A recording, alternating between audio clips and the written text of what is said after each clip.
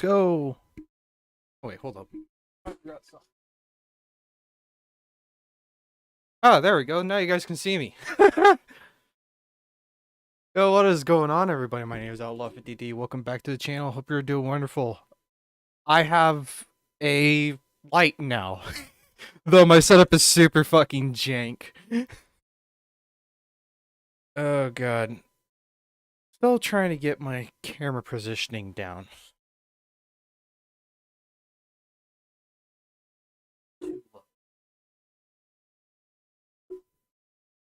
Now it's too high.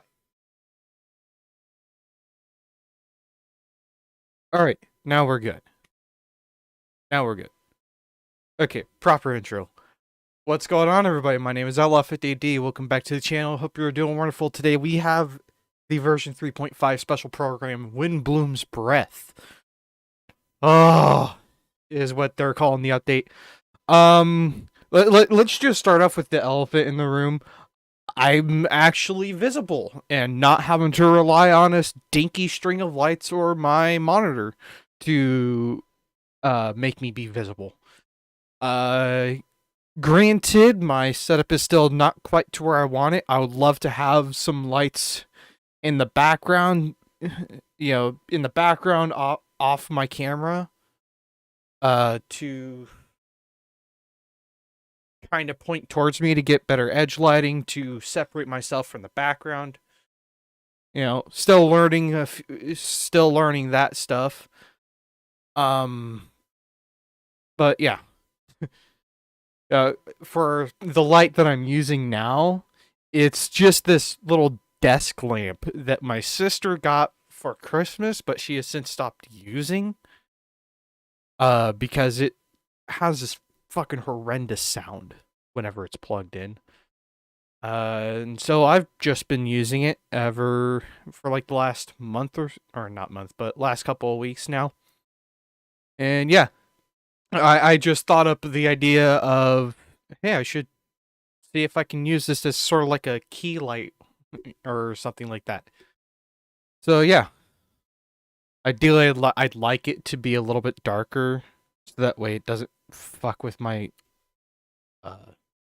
like it doesn't overexpose me. I have to be careful putting my hand on screen because then it does this crap. Though my phone is really quick. Like, damn. My phone's really quick. But yeah, we've got some reacting to do. Starting with the 3.5 special program. I mean, I couldn't probably explain my little bit of absence for the last couple of weeks. I say couple, as if it's only been 2 weeks. I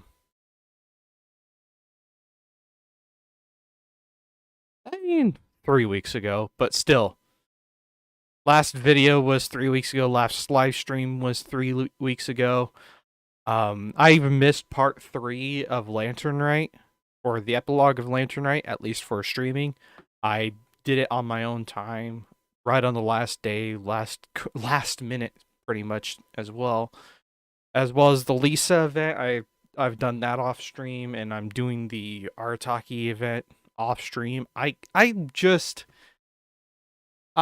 not gonna lie to you. I've been kind of burnt out with having to get my stuff kind of set up for a live stream or a video, having to present myself and be at not necessarily at all times, but be ready to be a content creator, switching into that content creator mode. I don't really have things set up to the point where I can just flip it on or off, or, you know, leave things set up so that way I can just press a couple of buttons, set up a live stream and whatnot, and, you know, do content creation.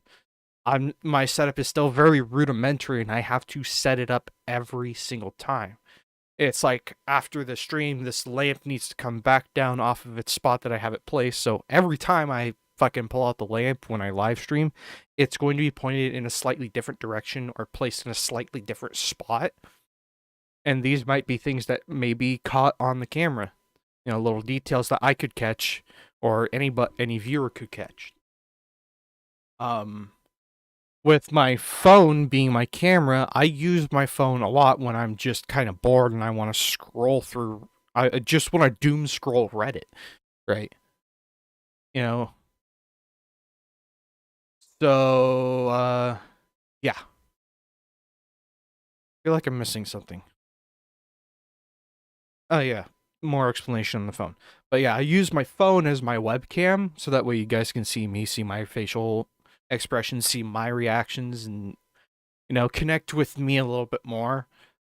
Other than, you know, I'm just an avatar. All you see is, you know, my logo of the racing outlaw, you know. That I have to set up my camera and my tripod almost every single time I want to stream.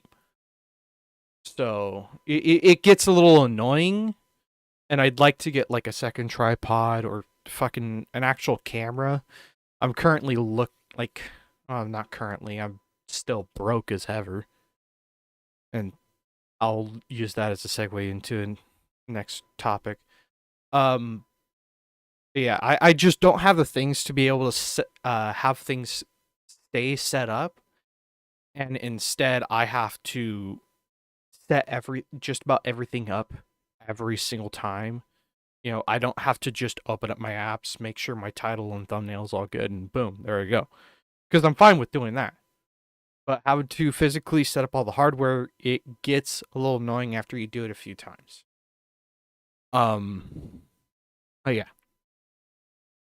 The next thing is a bit of a money thing. The next point is a bit of a money thing. Financially, I don't really have any money. Most of the stuff that I'm using here for my setup has been given to me by friends or family, and I can't thank them enough, especially Chris and Sonic. Go subscribe to them now, fools. But yeah, go. I get all of my stuff for free, essentially. And I understand the value of these things, and I look at things from a low-income family perspective, you know. This $700-800 PC that I'm using to game and stream on, you know, while that might be a little bit more fodder to some people that I may know, $800 isn't really that much money in the grand scheme of things. To me, that was a huge investment that my friends made to get me into PC gaming. That was huge. So, yeah, I'm trying to get myself a job. That way I can make money. That way I can, you know, maybe set up a donation link onto the stream. That way you guys, you know, can possibly donate to the channel, and support me as a creator. I hope that I would be able to put all funds that I would get from this channel, from this content creation.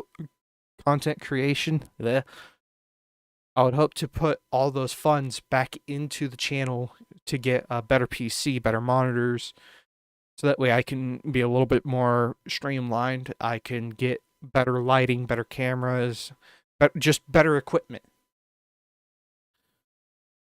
So that way the stream can go as smoothly as possible. I would be able to live stream at 1080p, 60 frames a second, with a bitrate of 6,000 plus, you know.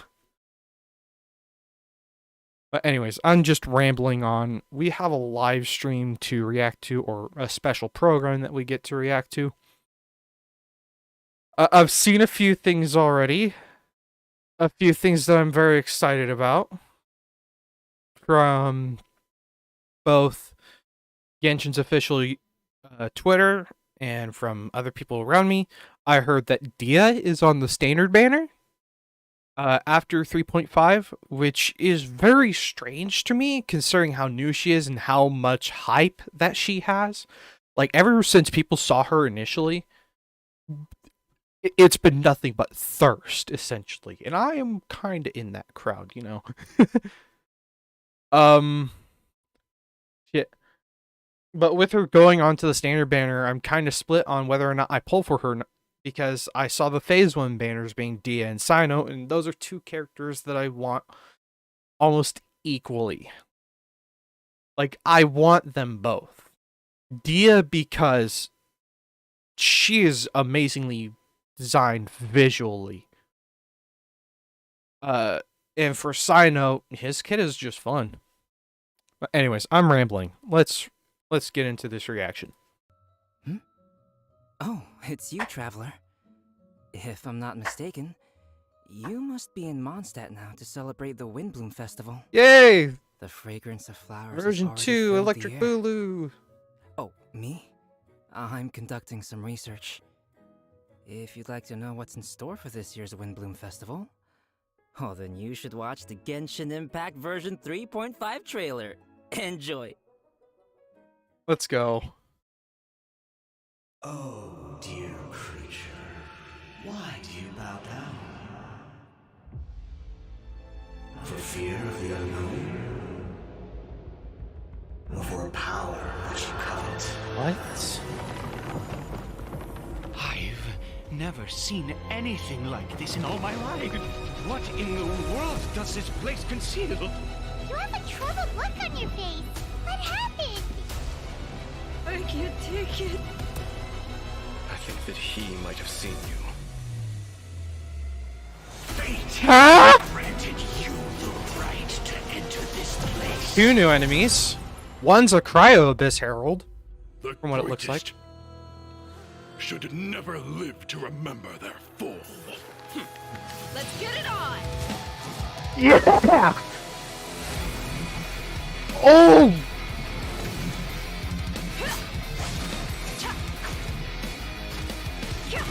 Dude, this is fucking sick! You're dead meat! I was not expecting that! But I'm so glad it's like that!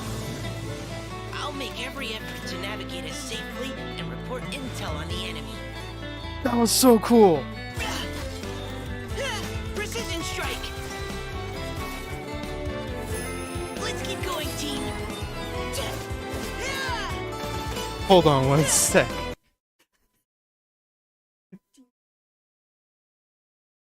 Do I care to rewind? My sister asks. You should probably watch Dia's introduction in the trailer. You need to put on headphones and watch at least the trailer. Yeah, I shall watch along with you later. Oh god. This has been a bigger reaction than I've ever had. This is the biggest reaction I've ever had. And like, this is genuine. I'm not trying to exaggerate. I know for the longest time I've been kind of straight-faced, analytical about things, see if I actually do like it. But there's only been like one character, and it's only been in their demo to where I had a big reaction. And that was Yelan. Like, her character demo. Chef's fucking kiss. It is so good. And it is, to this day, my favorite. But here we are, we have Dia. Here we have Dia gaining a bigger reaction in just the trailer intro. Just the trailer intro. I should probably turn down my microphone a little bit. I'm sorry, guys. I'm peeking a lot. I've been kind of keeping quiet. I've been staying on the quiet side for my microphone. My microphone is just really not that good. Probably not enough power being put to it so that way it can pick up my lower sounds. So, yeah. Anyways, let's just rewind to that. The greatest should never live to remember their fall. Let's get it on!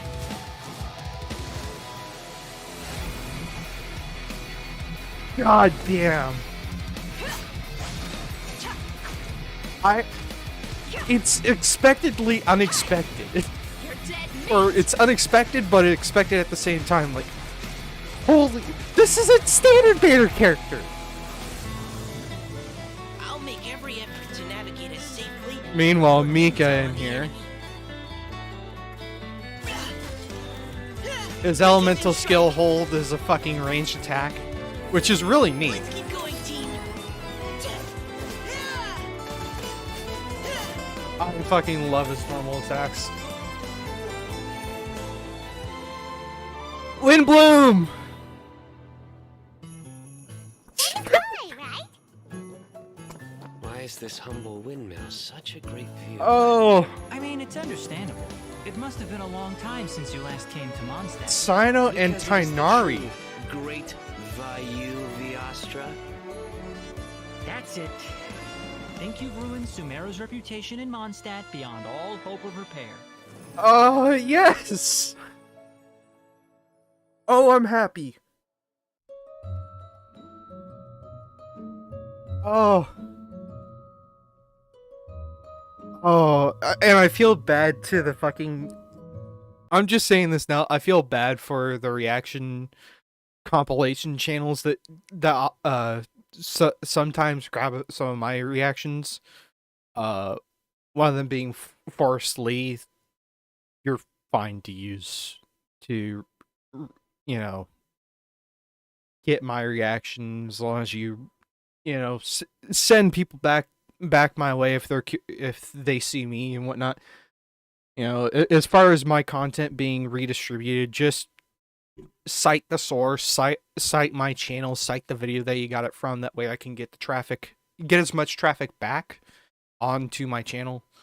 That's really my only stipulation. I'm only doing this for fun. There is no financial incentive for me to do any of this. I'm just trying to have fun. Anyways, I kind of feel bad for stopping in the middle of the trailer. Love your reaction. Thank you. Oh.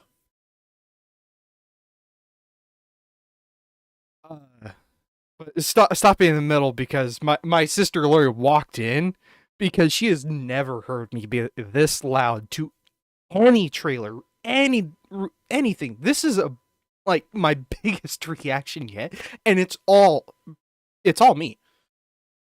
Like this isn't me like trying to be an entertainer. This is me going, what the actual fuck? Yes, just enjoy the game itself. I was more in line talking about content creation in general, but yeah, when it comes to the game, I do play the game quite a lot on my own time. And I don't showcase a lot of the game on my channel, which I know I would probably gain a bigger audience if I started streaming more and recording more, but whatever. I'm having fun. Anyways, let's continue. Anyways, code on the screen. Higher Primogems and 10 Mystic Enhancement Ore. Well, until later tonight, which is about 5 more hours.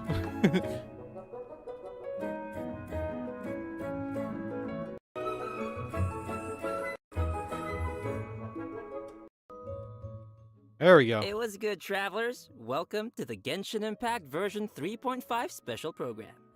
I'm Collei, the voice of Albedo, chief alchemist of the Knights of Favonius. And today, as you all can see, I am joined by... Hey, wait, that's my intro. That's what I Yep. usually say. Mm-hmm. Hey everyone, I'm Zach Aguilar. Are you the going to voice pull of the Dia? Man Traveler. Ether. What's up? Hey, Oh wait. god. I'm Amber May, and I voice Dia. And to match Uh. Albedo's long and official sounding title, I I'm think gonna I introduce am her simply as because she's going to be put onto the Sumeru's standard banner, but legendary trying to get Eremite standard banner mercenary, 5 the stars is Flame. really hard. That sounds really cool. You I know, like that. since Yeah, there will be I 7 really like that title. Thanks. I gotta pause this. There will be 7 standard banner 5 stars after version 3.5. And that is a huge pool to try and get. Like if you're pulling on the character banner, you have a 50-50 chance of getting the limited 5 star or a standard banner 5 star. And then you multiply that half by 7th, because you now have to try and get a 5 star from the 7 available 5 stars. You know, the reason why I pulled for Tainari was because I knew that, I knew it was going to be hard to try and get him later down the line. So I'm going to try to pull for Dia. I don't know if I'll pull for her, if I'll actually pull her, considering that I just emptied my wallet for Yelan C1, getting her first constellation, and she has been absolutely a blast using Yelan C1. So yeah, I'm currently trying to recover what Primogems that I can get. So the chances of getting Dia is pretty slim, but who knows? I might get lucky and pull her within 20 pulls of getting Yelan C1. Y'all.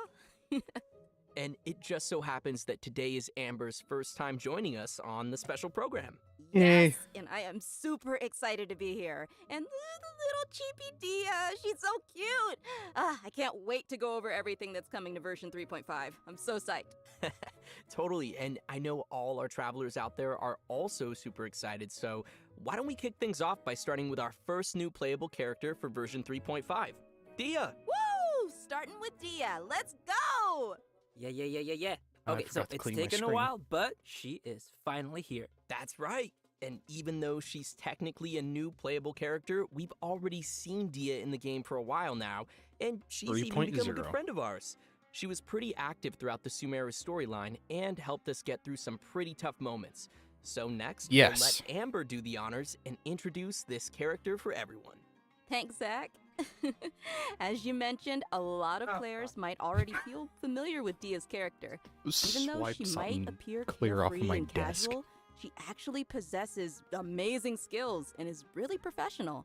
She's already made a name for herself as one of the strongest members among the Eremites. And even in the midst of danger, she has an uncanny ability to make others around her feel safe, you know? Right? It seems like no matter what kind of situation we're in, as soon as Dia appears, everybody can relax knowing that we're in good hands.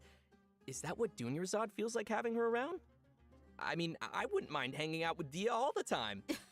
And now that Dia will be available as a playable character, travelers will have a chance to learn a lot more about her. That's right. So let's watch some clips of Dia. You might find that she's a little bit different from your initial impressions. We mercs have one simple rule. Whoever pays the most is your new boss. Doing her makeup in the middle of the desert. Fucking shield bashes with her claymore. Hi! You asked for it. Her skill is Pyro Albedo, essentially. Was that did she have a flip phone? Do they have phones in Sumeru? No. No, that's actually her makeup box. She uses it to keep her makeup fresh, you know, even when she's out on the job. In fact, she's always looking for a chance to go shopping for accessories with Candace. Interesting. Hey. So she's got a more Uppercut at I the wanna say end. refined. Oh side yeah, too? it's fucking badass. That's not really a common thing among merc types, you know. Yeah, the mercenary lifestyle can be pretty rough, but she's not always on the job. She lets another side of her character show when she's off the clock, you know? Okay. I see. But I'm sure what everyone wants to know now is what Story her quest? abilities are like in a fight. Right. Yeah, did you see her punch stuff? Dia wields a claymore in combat and carries a pyrovision. Fucking She uses shield fiery bashes with attacks the to leave enemies smoldering in with her the wake, fucking literally claymore, smoldering. and then Ooh, uppercuts fiery. the end. Yeah, just like her. Totally. Okay, I'm In pulling battle, her. Dia Yeah. uses her elemental skill to create a fiery sanctum field. When an opponent within the field Now takes that damage, I've got she'll unleash Yelan, a I have coordinated no attack, character. dealing AoE Like, pyro I have damage to them. a group of characters that I want So, equally. Looks like this ability will be really but good it's- for swapping characters and Ah. creating elemental reactions. Also, active characters within this Oh. field have their resistance to interruption increased. And when such characters take damage, a portion of that damage will be mitigated and taken by Dia instead. She's so brave. You know, I'm kind of worried that Dia could easily find herself in a tough spot. Don't worry too much. There's a limit to the amount of damage that Dia can take for her teammates. Besides, when her own HP is low, she can also rely on her own passive talent to recover HP. Awesome. Sounds like Dia's pretty tough. And she has boundaries, which is healthy. Well, she is kind of a legendary mercenary. Why do I have a feeling that is a personal dig at fucking Elliot?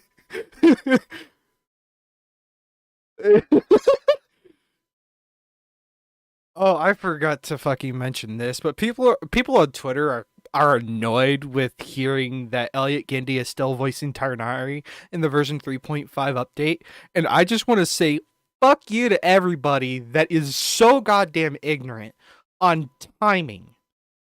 Literally, the news broke a week and a half ago, 2 weeks ago, and you're thinking that they had enough time in 2 weeks since the news broke, right?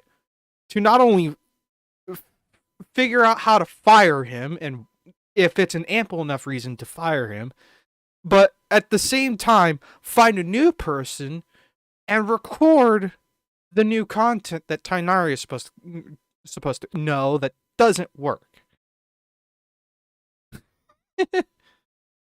Like, it just kind of irked me when I saw that, because, like, it takes way more than 2 weeks since news breaking, and he only just got publicly let off like 4 days ago. I think it was probably less than that. So, yeah.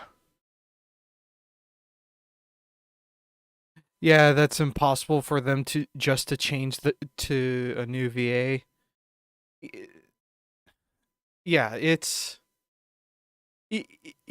like it is within the realm of possibility if they really just broke their ass and spent like 8 hours each day trying to do it. Like, it is possible, but this game has a lot of time and care put into it. Like, each character feels distinct, and they need somebody who will be able to replicate the personality that Tainari already has. Tainari's already got a distinct personality that we've had for 6 months now. And I'm pissed that he just had to fuck it up for himself. And me, as a fan of the game, like, he did a good job. But what he did is just straight up wrong. You can't be that kind of manipulative. Like, you just can't be manipulative, period. Try and start a relationship like that. No way. Like, it just pisses me off that happened. But then again, a lot of people's reactions have just been stupid and insane at times. Like I said, people were annoyed that Elliot is still voicing Tainari in 3.5 and literally not taking into consideration that he was only just let go. Like, the news broke at the same time for everybody, including Hoyoverse, including Cognisphere, including the voice acting agency that employs Tainari, or not Tainari, that employed Elliot, like, all this news broke at the same time for everybody. Nobody got the news first. Everybody got it at the same time. That's messed up. Yeah. Okay.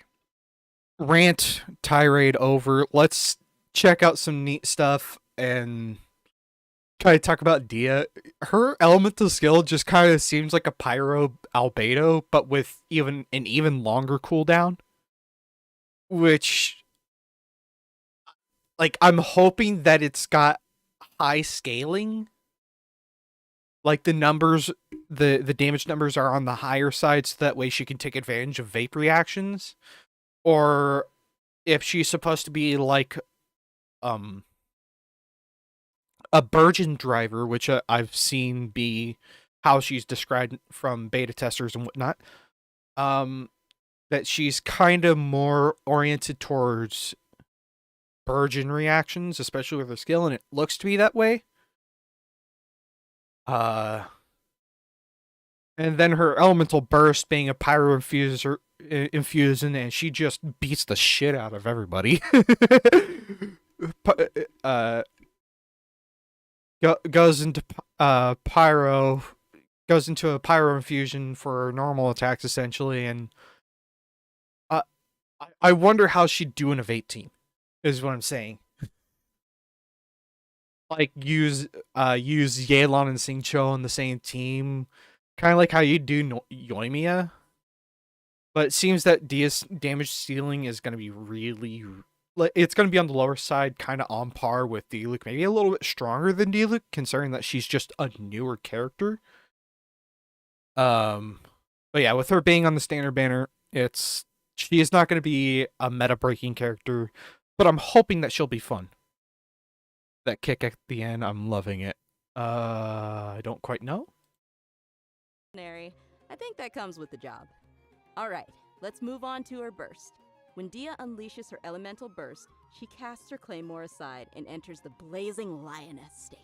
Oh, I see. While in this state, Dia will use her fists to unleash quick attacks that is, on her opponents, step on me, mommy. Pyro damage. When the skill's duration ends, she will finish it with a stylish flying kick. Ha! Nice. Yeah, nice, right? And last but not least, she has an exploration talent. During the day, which is from 6 a.m. to 6 p.m., the movement speed of party members is opposite of Rosaria. That makes sense, lore-wise. That'd be neat. She's one of the strongest mercenary from the desert. I guess keeping the pace up even under the scorching sun is just another day on the job for her. Totally. Everyone might be familiar with her strong and bold new story character, quest. But her It's gonna closer be cool. friends know that after she's had a few rounds, she'll start to get into some more emotional topics. In her story quest, Manticora chapter, the Traveler and Dia work to solve some trouble Dia's mercenary group is facing. In the process, we'll learn more about Dia's backstory and uncover some things that have been buried in the past. Oh, another familiar face, Dunyarzad, will also be making an appearance in the quest. So, be sure to look forward to that. We love Dunyarzad. Yeah. Alright. Perfect pause point. I gotta get myself some more water. Be right back.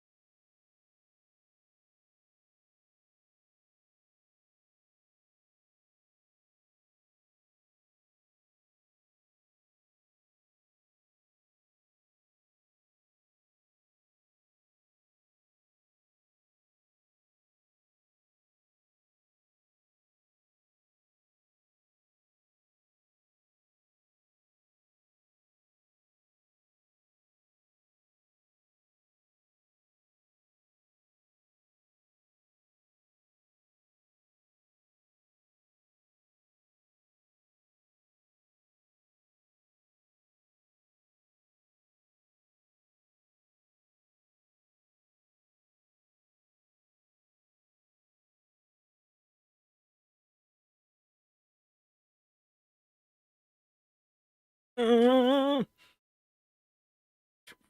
fucking hair. Story quest always good. Yeah, or at least mostly. I did not. The only story, couple of story quests I didn't care for, Singcho and Kaya. A little bit like a lot of earlier, like kind of version 1.0, 1.1 story quests aren't really. They don't really take. They don't really do it for me. Anyways, So when will Dia be available in the game? Good question. Phase 1. Okay, so event wishes for version 3.5. In Fort the early part Blaze. of the new version, both Dia and Sino will be available with their own event wishes.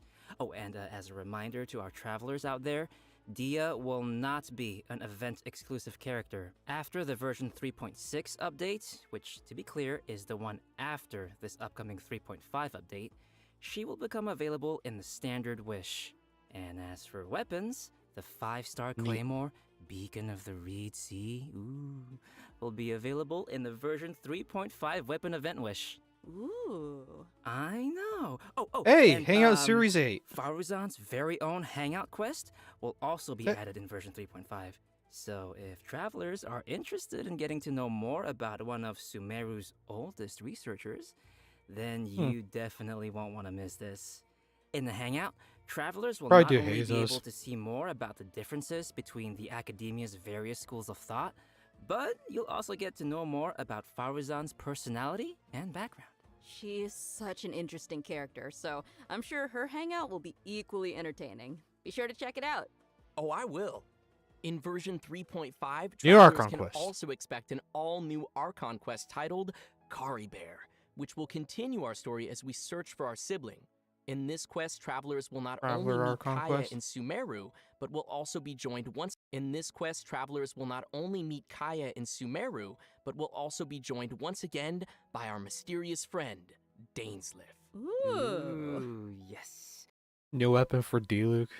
I haven't really paid attention to all the stats and whatnot for the beta versions of all the weapons and characters. Where's on my goddess? Okay. I don't really know what the new Claymore is going to be like. And to my very limited knowledge, I do believe in Dia's a HP scaler, like similar to, I'd say in line with like Hu Tao in terms of how much her HP scales, or how her HP scales with her kit. Farazan saves my Xiao. I haven't built Farazan, even though I should, and see how she does in my Xiao team. But so far, most of my teams have been kind of more geared towards Overworld and not Spiral Abyss. And I'm not really that good with Spiral Abyss, so I probably should just get good at the game and actually do Spiral Abyss and figure out how to do it better. But that's just me. That's my problem. Oh, if I remember correctly, Kaya is also a descendant of Conria. I don't know, I'm just curious what'll happen if, those two meet or something. Ooh, Dainsliff you're and Kaya right. meeting would That'll be very interesting. Also, what was it? Kari Bear? Kari Bear? Isn't that, sounds like the name of a sandwich. Actually, Kari Bear happens to be the name of a very important role in this storyline, Okay. and a lot of events in the story will be unfolding around this character. He's awesome. Yeah. As travelers progress through the story, we'll learn more about Conria and the Abyss. We'll uncover more about what happened in the past, and even learn some secrets behind the founding of the Abyss Order. Also, travelers will find themselves facing a powerful new Abyss Herald, as well as a new Black Serpent Knight. So be careful. That's what they're called. Boy.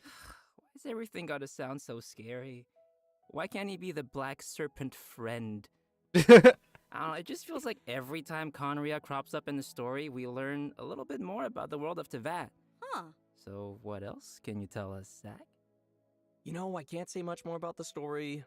Play the game. Just gonna have to play through it yourself, Koi. Well, maybe Just you play can through just, it. maybe you can just, whisper it in my ear, like Oh. my little chibi ear right here. Yeah, you know, I could, but I'm not gonna. Okay, fine. Looks like we have a lot of story content to look forward to in the new version. Oh, wait a minute. Wait. Aren't we Loving forgetting something or someone? Bro, I have to go now. Oh, All right. Nope. You know, I didn't Yeah, have a forget. good rest of your We day, night, have morning, a whatever. second playable character landing in Whatever version it may be. 3.5, and he's actually from Mondstadt. Yes, Mondstadt! Okay, you guys ready? Cause we finally made it to Mika. Wish you have a wonderful day. I'm Thank not sure you. if You everyone too. remembers this young member rising through the ranks of the Knights of Avonius, but we have seen him before. Yeah, I remember he was the one who read the Grandmaster's letter during Vine Lacefest. Aw, he kind of looks like a little prince. Kind of cute. Yeah, he does have that kind of vibe. And since he's from Mondstadt, Voice sounds I fucking think weird. we can let Koi introduce this one. It would be my pleasure. Mika is currently the Knight's most active cartographer and plays an important role in Eula's reconnaissance company. Even though he lacks social skills like Zack and doesn't appear to be particularly strong, Mika is meticulous in his work and maintains a good working relationship with his colleagues. He's also capable of fully understanding his leader's commands, which is pretty useful. Yeah. And his leader is Eula, right? That is correct. The interesting thing is that he's able to understand Eula despite her awkward way of speaking, and will even assist her with communicating with other units. Whoa, respect. Indeed. Over time, Neat. Mika has gradually become a very reliable member who could handle a variety of tasks and errands. But why am I telling you when we could just, watch a quick trailer and see what else we can learn about Mika? Yeah, let's watch the trailer. Woohoo! Trailer time!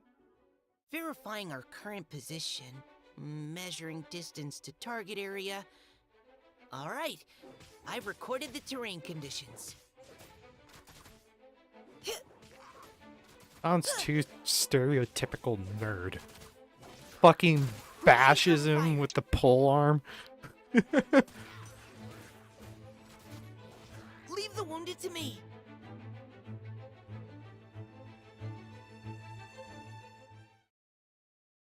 Who gave this child a crossbow? That's That's what I want to know. I guess since he was deployed as part of Grandmaster Varka's expeditionary force, it was him? I don't know.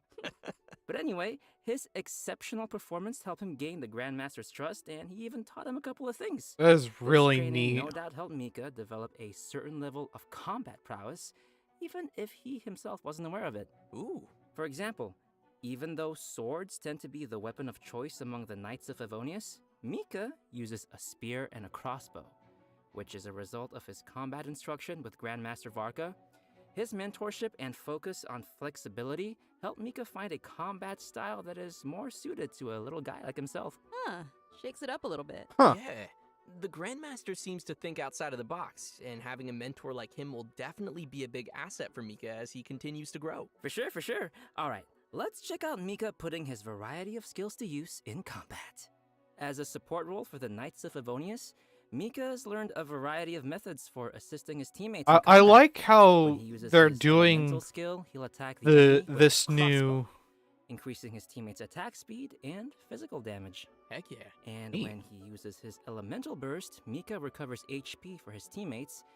Could be a pretty decent support for Melt Yoimiya. As long as you pair him up with an animal unit like Sucrose or Kazuha. Maybe Venti. But Venti's a bit of a pain in the ass for me. Not gonna lie. I've kind of grown to not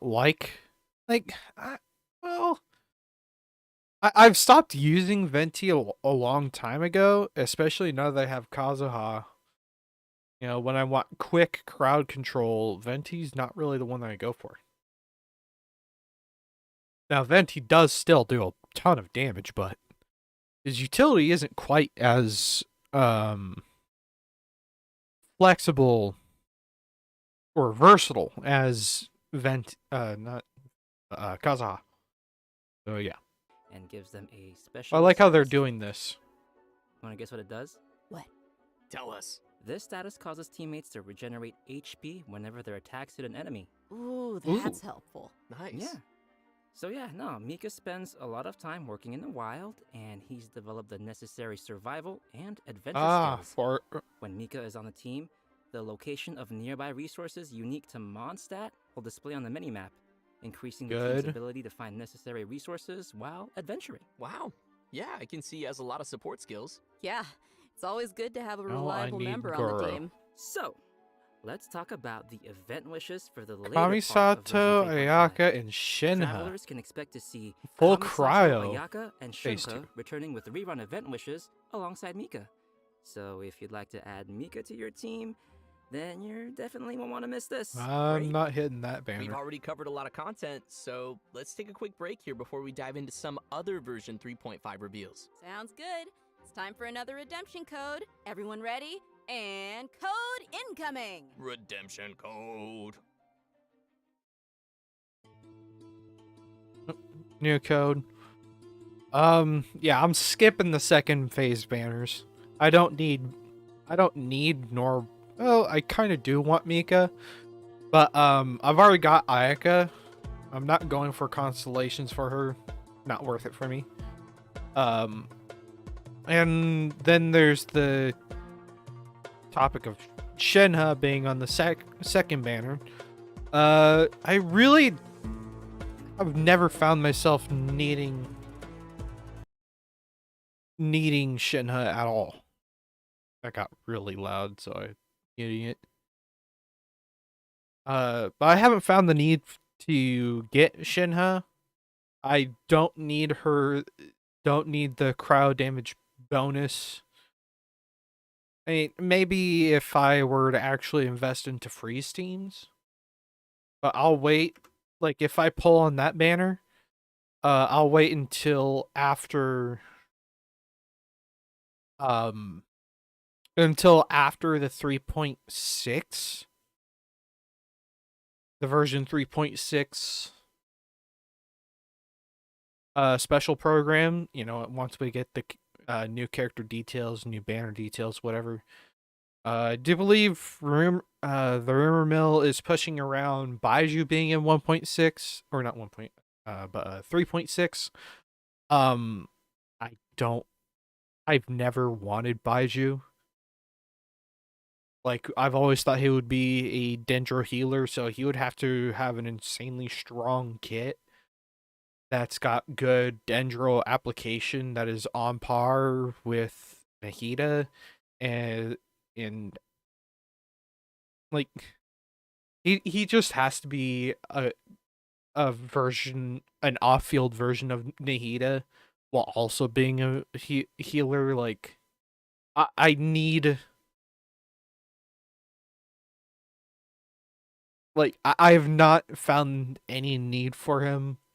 Neat character, first Dendro character that we've ever met, but that's it. There's nothing remarkable about him and whatnot. Anyways. Welcome off back, topic. everyone. Next, we'll be covering New the Claymore. events coming our way in version 3.5. I wonder how As good you can it's going to be see, on Dia. The main event will be the WINDBLUME Festival. There's nothing like the soft Mondstadt breeze on your face. So true, so true. I'm sure many of you are already familiar with the festival. With time, it has become an important celebration of freedom and love for the people of Mondstadt. Yes. During the festival, people give fresh flowers to the ones they love and follow the important tradition of offering their WINDBLUME to the Animo Archon. Collei, who's now been cured of Elazar, will once again make her way to this nation of freedom during this romantic and I am colorful so festival. happy. Aw, I want to go. Cool. Excited to see her. Well, it gets spicier because accompanying her for the trip is Tainari and Sinao. Ooh, interesting. It feels unusual to see them all come to Mondstadt. Right? It's like all our friends from Sumeru took a field trip. Collei will be playing an important role in this storyline, and upon Yes. arriving in Mondstadt, she finds a mysterious prophecy in a book they must complete the 4 pieces of the prophecy in order to light the lantern of utmost joy and receive a supreme blessing. Okay, so I'm assuming this supreme blessing would do something like granting your wish, right? That's right. In the course of helping Collei find leads about the prophecy, travelers will get to know more about Collei's background and see how she's grown to be the person we know and love. Of course, we'll also be meeting lots of familiar faces throughout the event, so I'm sure there'll be plenty of smiles as we reunite with some old friends. It would be a very fun interaction between Collei and Klee, because I have a feeling that Collei is just going to act like a big sister to Klee. You know, more on the fun side. Right on. I just want. Sounds like we'll be making see some this. great memories in this one. Oh, by Yes. the way, did you two notice Timaeus I'll standing stream in the background all there? of it. And there's a girl with him. Nice catch. How did you notice him? He's got such NPC vibes. Just kidding. Timaeus will be playing an important role in this event, other than standing too close to the crafting table.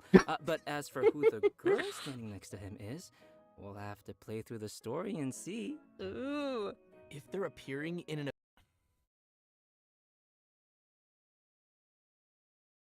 That one perfume chick that's in Lua.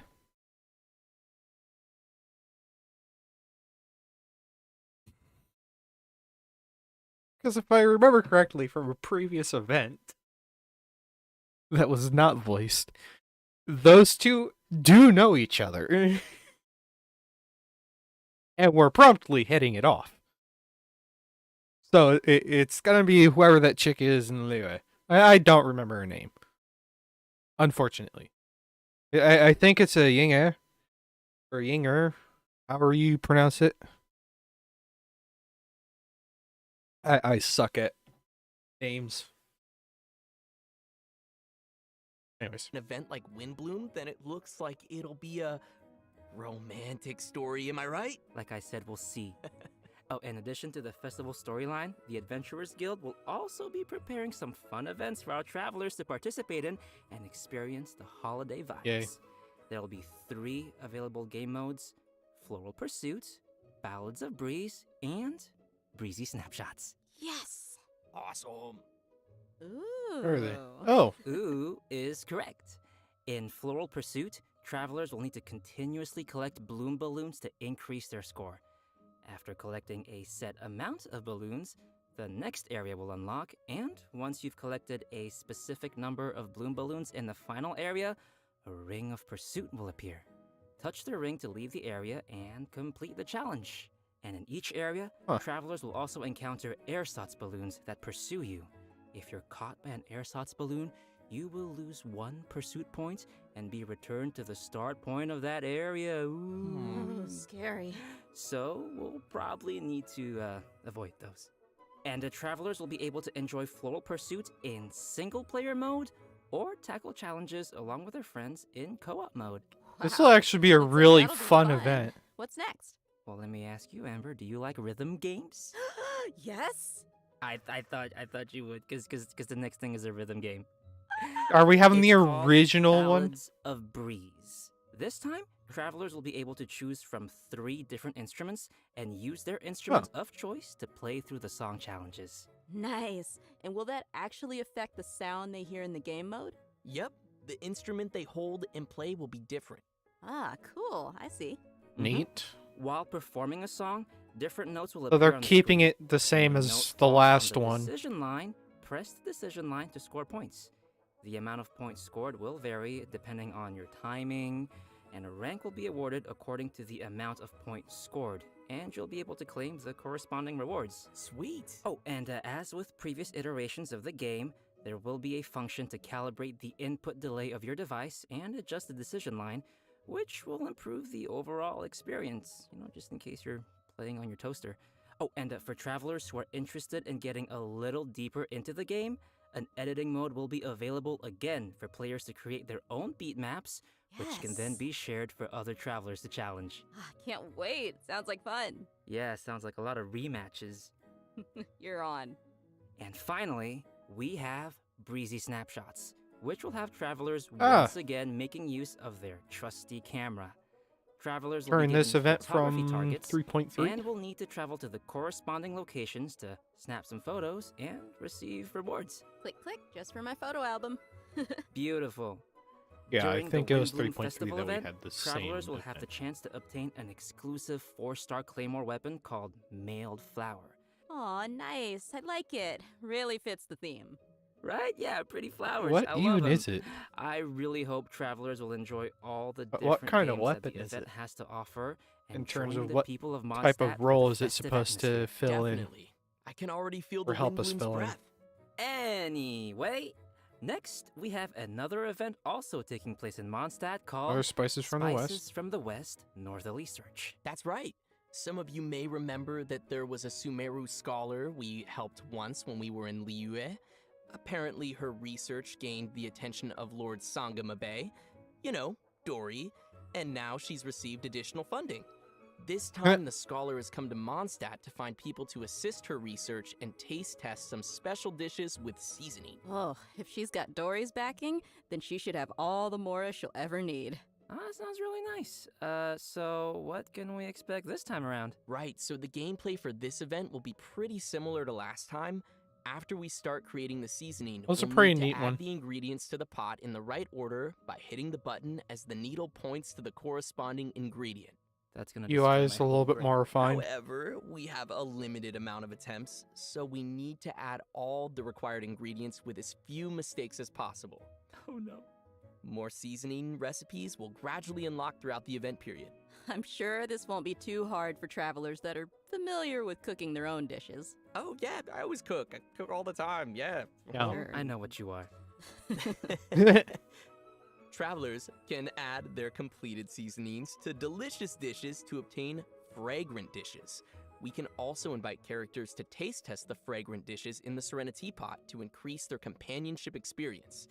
After they taste a dish, we can hear their responses, which will vary based on the character's personal preferences.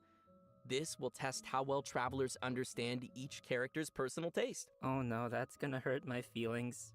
No, because even if it's a fragrant dish, that doesn't mean that every character is going to like it. Ugh, too much salt. For our next event, we will be heading back to the lands of Sumeru. For Fungus those of you who mechanic. remember the Beast Tamers tournament, this next event is related to that.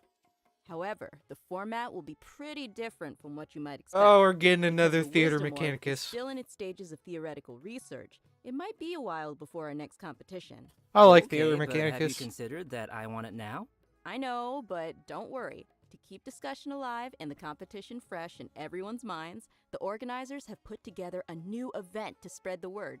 They purchased the rights to Theater Mechanicus in Sumeru and incorporated some fungi elements to design a completely new game called Fungus Mechanicus. Seems they're putting a lot of effort into promoting the competition. That's right. So what'll the rules be like for this event? I'm gonna tell ya. In Fungus Mechanicus, we will be controlling pieces that look like fungi, aptly named little fungi. Our enemies will be Mechanici, which I'm sure many of you have seen before. The little fungi will automatically attack the nearest Mechanici, and travelers will be able to select the little fungi and control their movement or order them to attack a specific target. During the challenge, we'll need to command our fungi and defeat all the Mechanici, Oh, this is clear the gonna be- stage, and receive rewards.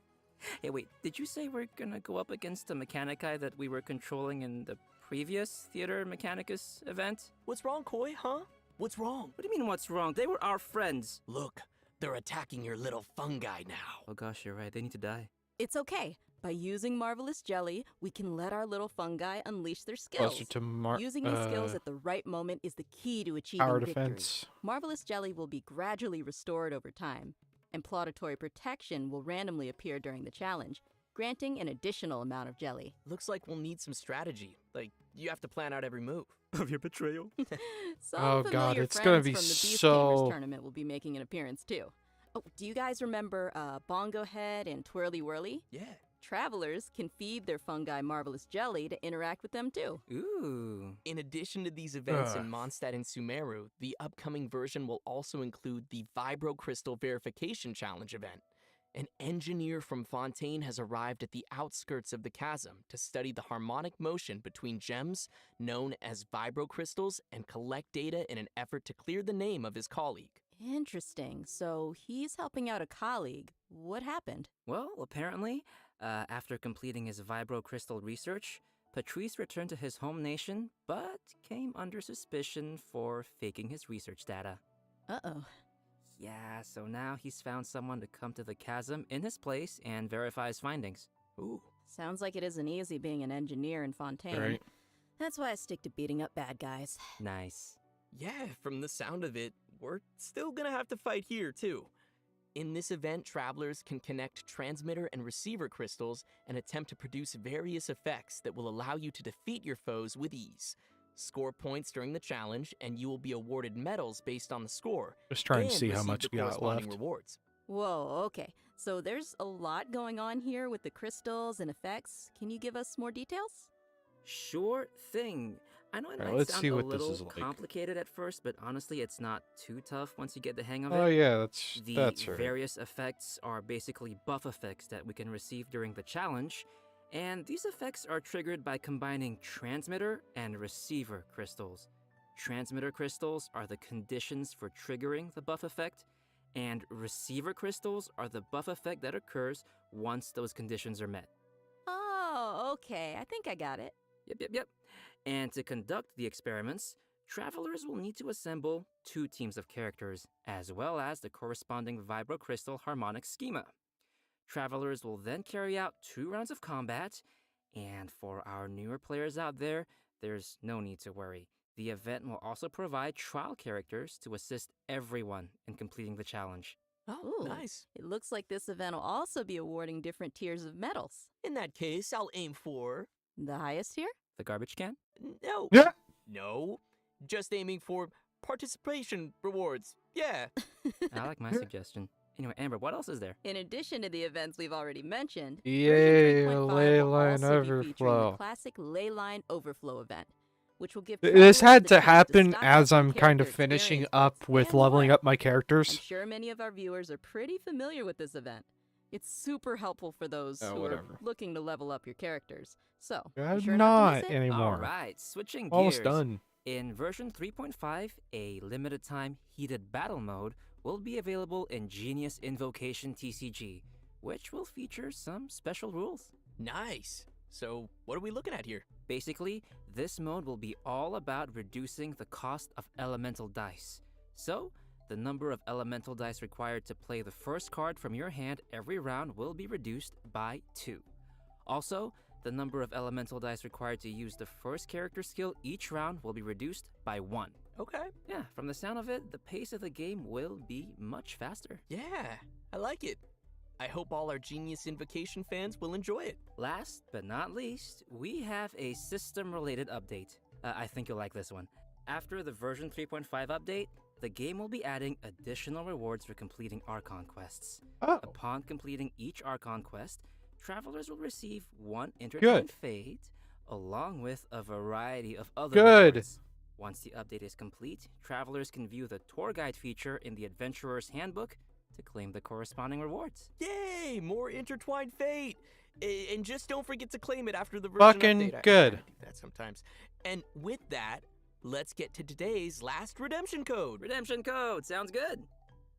redemption.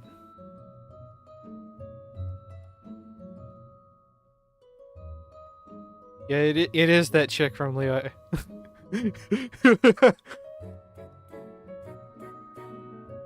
I forgot what event it was initially, but yeah. New code available for another 4.5 hours.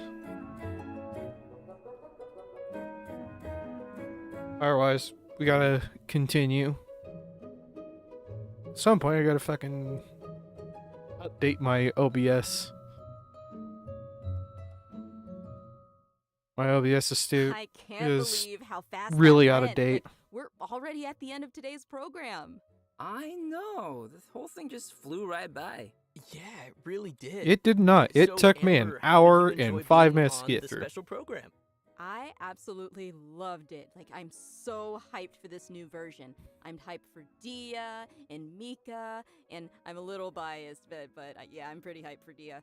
She looks super strong, and she just looks like she kicks butt, you know? Yeah. I'm excited for all the new storylines, and Too bad yeah, she I is think it's a standard good banner character idea level. to bring me on. Oh my Oh my gosh. lord. I am simultaneously See, I'm really funny. impressed and kind of livid. Oh, How that's dare me. you? That was fucking great. I'm really excited for the little That deserves fun a like. guy. What? I am. We all love the fun guy, too. They Yeah. look like fun guys. Yeah. And also, there's a lot of cool new story content coming up, like Oh, right. Farazan's Hangout, and Dia's Story Quest, and also the whole Dainsliv Conria thing. That's gonna expand the world of Tevat. That's I'm pretty excited for. They're for all really this stuff. loading What about this Oh, series. yeah, no, I'm super. They're really loading the version 3 series of updates with Archon quests. And that was one of my biggest criticisms during the version 1 series of updates. And even through version 2, like, we didn't really have much Archon quest content. For version 1, we had version 1.0, version 1.1, and then version 1.6 with Archon quest content. Like, that was it. Or no, version 1.3 and 1.4 had a little bit too, but we'll just say version 1.4 because 1.3 was just a short prerequisite to 1.4.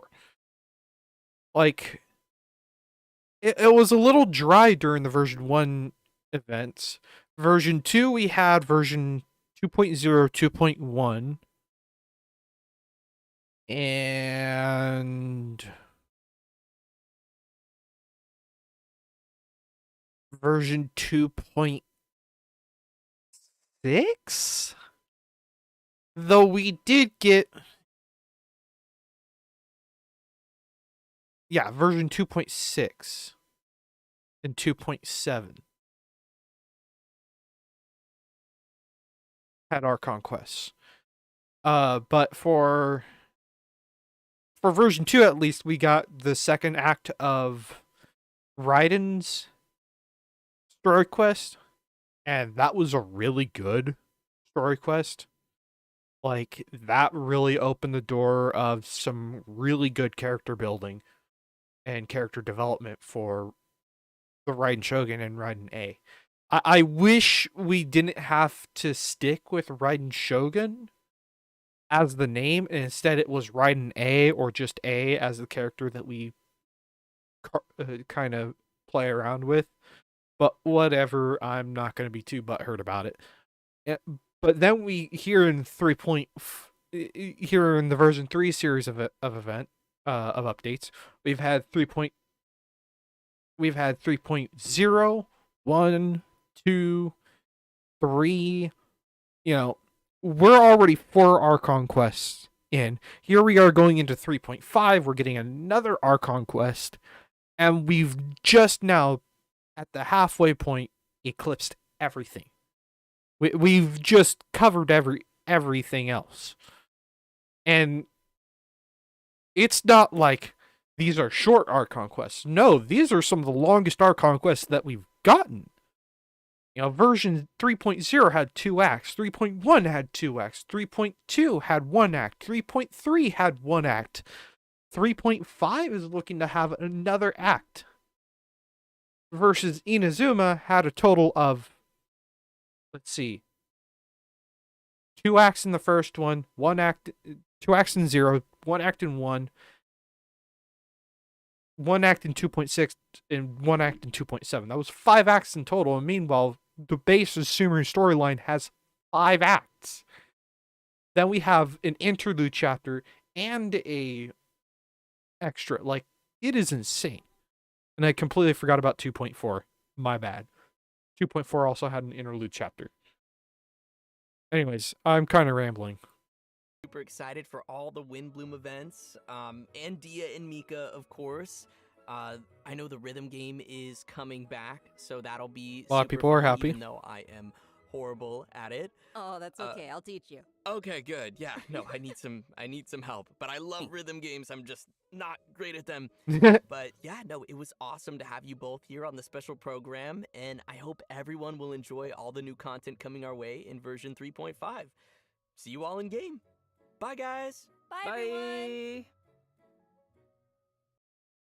Awesome.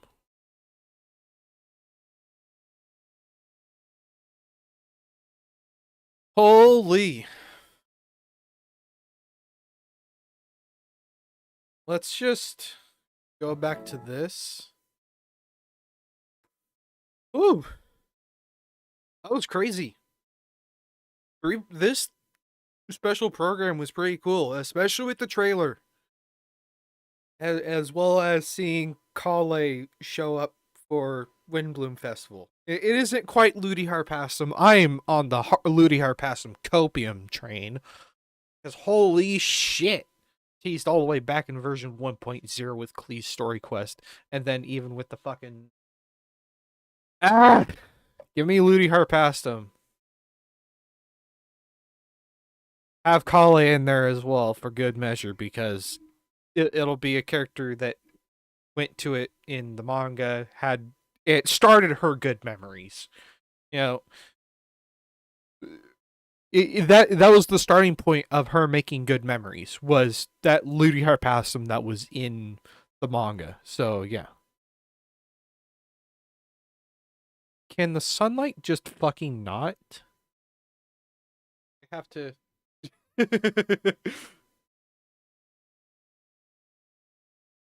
I see what the problem is. I'll just not be about it. Can I can't put anything there.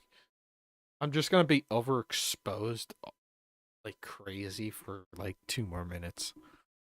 But yeah, I am so excited for 3.5. I have a feeling that it's going to be a more emotional update, especially with the event. Seeing Collei finally returning to Mondstadt after the events of the manga, after the 3.2 Archon quest.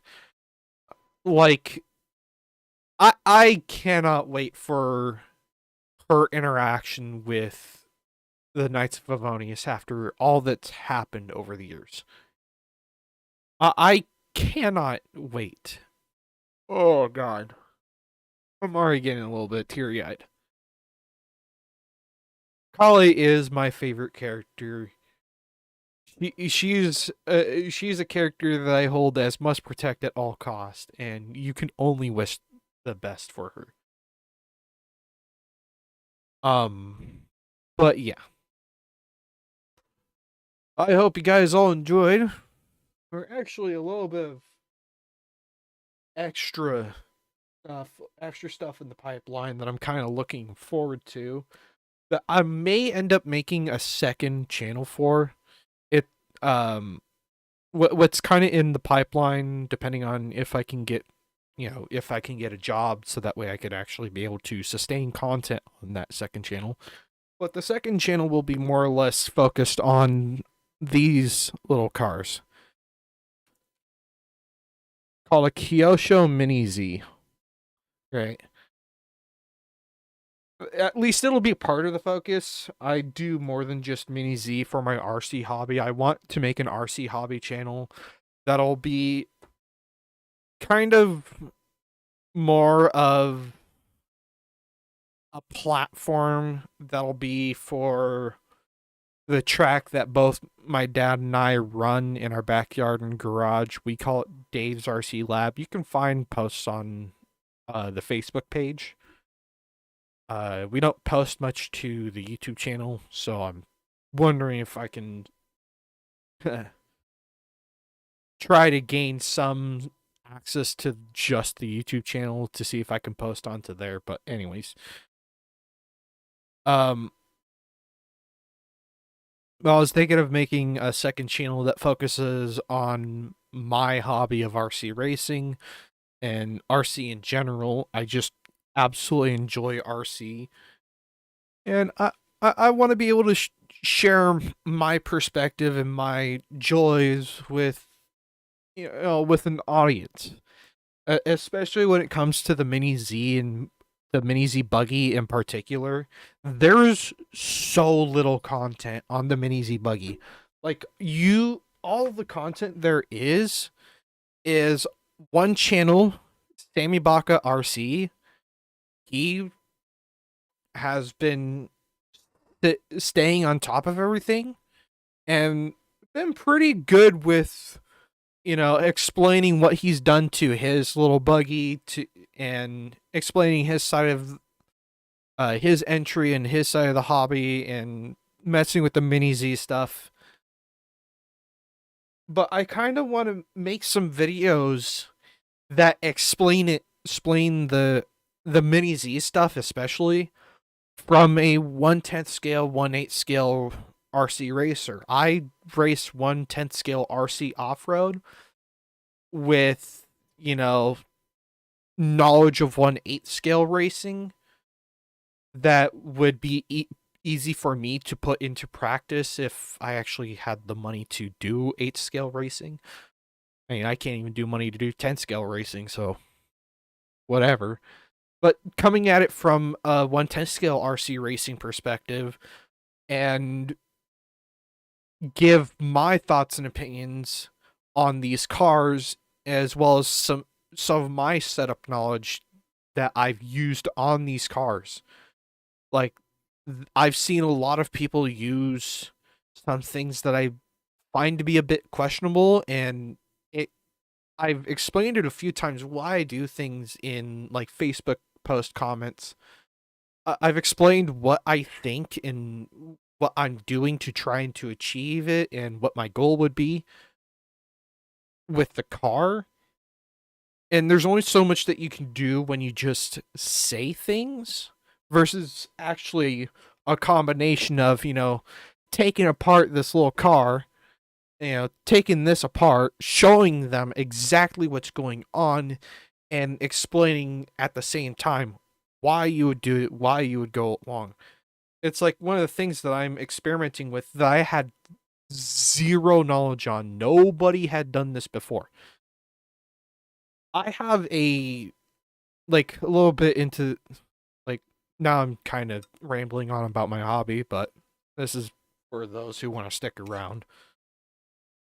But I'm experimenting with a GL Racing all-wheel drive ball diff in the back of my car, and theoretically it all fits together just fine.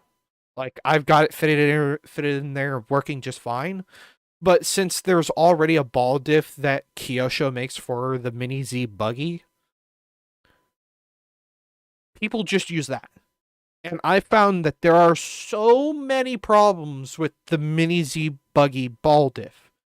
The one big one in particular is that it slips. The ball bearings that are in contact with the little diff rings, the ball bearings are not supposed to slip at all. They're supposed to roll along those bearings so that way it gets a differential action.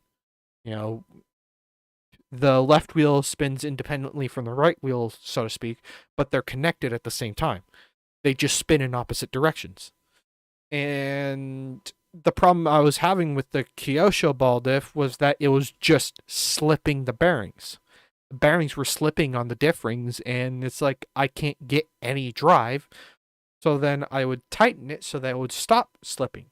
Well, now I can't get any rotation in my car. So I did a little bit of theorizing in my head and decided to go out on a limb and try out, a GL Racing all-wheel drive on-road car ball diff. Everything matched up in terms of geometry. I just had to make sure that it would fit perfectly. And I've got it fitting just as good as I can get it, and it's working really good. And nobody has done this before, at least not to my knowledge. They just run the Kyosho, whatever Kyosho has in store. That is it. So I'm hoping that if I can make a video like this, I could be able to inform people on, you know, what's a better upgrade path for these little mini Z buggies.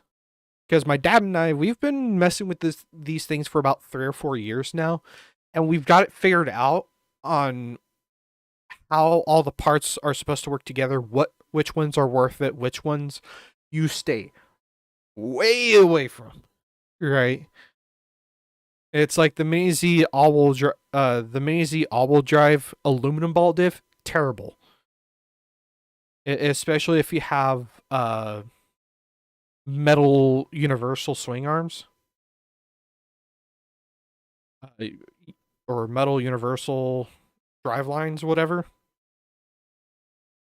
It'll just chew up the ball diff, so the outdrives on the ball diff. But anyways, I'm rambling way more than I should, and I should just end the stream here.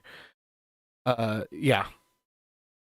Just to kind of reiterate, I'm kind of thinking about creating a new YouTube channel under the name of Hot Lap RC Racing.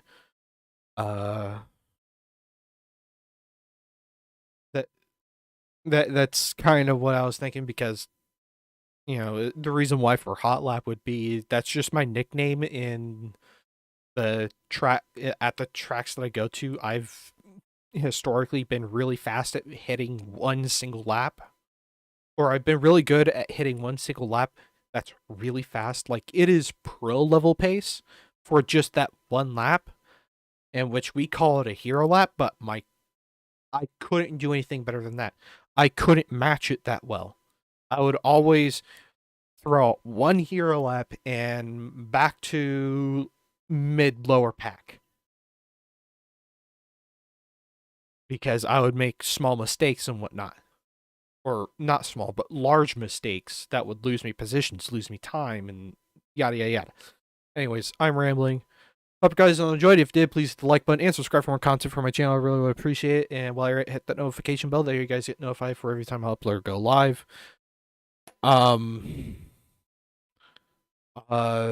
Thank you all for watching, and I will catch you guys next time. Peace out.